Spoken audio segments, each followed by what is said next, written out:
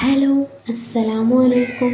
അപ്പോൾ എന്തൊക്കെയുണ്ട് എല്ലാവരുടെയും വിശേഷങ്ങൾ? എല്ലാവരും സുഖമായിട്ടിരിക്കുക. കഴിഞ്ഞ വീഡിയോയിൽ ഞാൻ പറഞ്ഞിട്ടുണ്ടായിരുന്നു സിസ്റ്ററിൻ്റെ മാരേജ് ആയിരുന്നു. അപ്പോൾ മാരേജിൻ്റെ ഒരുക്കങ്ങളൊക്കെ നടന്നുകൊണ്ടിരിക്കുകയാണ്.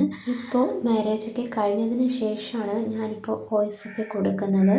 മാരേജിൻ്റെ അന്നത്തെ വീഡിയോസൊന്നും എനിക്ക് എടുക്കാൻ കഴിഞ്ഞില്ല, ഒത്തിരി തിരക്കായിരുന്നു. അപ്പോൾ മാരേജിന് മുമ്പുള്ള വീഡിയോസൊക്കെയാണ് ഇതൊക്കെ. വീടൊക്കെ വൃത്തിയാക്കുന്നതും മുറ്റമടിക്കുന്നതൊക്കെ. ഞങ്ങളുടെ കട റൂമാണ് കേട്ടോ ഇത്. ഇതൊന്ന് കഴുകിയിട്ടായിരുന്നു. പിന്നെ കുറച്ച് സാധനങ്ങളൊക്കെ വാങ്ങാനുണ്ടായിരുന്നു. അന്നേ ദിവസം പുറത്ത് പോയതാണ്. ഇനി കാണിക്കുന്ന വീഡിയോസൊക്കെ 2 ദിവസം മുമ്പ് എടുത്തതാണ്. അന്നേ ദിവസം നല്ല മഴയായിരുന്നു. അപ്പോൾ എടുത്ത വീഡിയോസാണ് കേട്ടോ. ഞങ്ങളുടെ ചെടിയൊക്കെ മൊത്തത്തിൽ പോയി.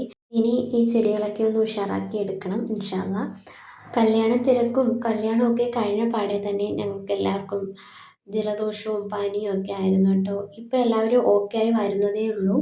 പനിയൊക്കെ ഒന്ന് മാറിയതിന് ശേഷം ആദ്യം വന്ന് നോക്കുന്നത് ഞങ്ങളുടെ ചെയറാണ്.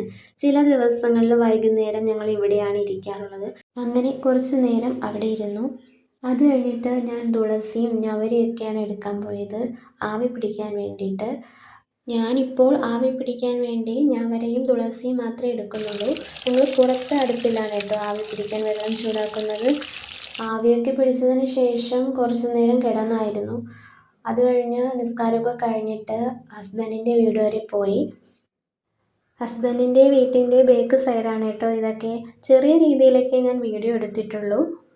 മാമയും മാമായും ഒക്കെ ഇപ്പോൾ ചെറിയ രീതിയിലൊക്കെ മുളക്, പയർ അങ്ങനെയൊക്കെ നട്ടിട്ടുണ്ട് കേട്ടോ.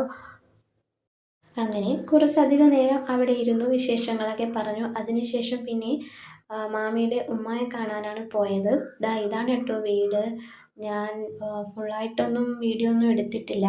ഇതാണ് മാമിയുടെ ഉമ്മയുടെ വീട്. അങ്ങനെ അവിടെയും പോയി ആ ഉമ്മയും കണ്ടു, വിശേഷങ്ങളൊക്കെ പറഞ്ഞു. പിന്നെ അങ്ങനെ അധികം ഞാൻ വീഡിയോസൊന്നും എടുത്തില്ല. പിന്നെ നേരെ വീട്ടിലേക്കാണ് ഞങ്ങൾ പോയത്.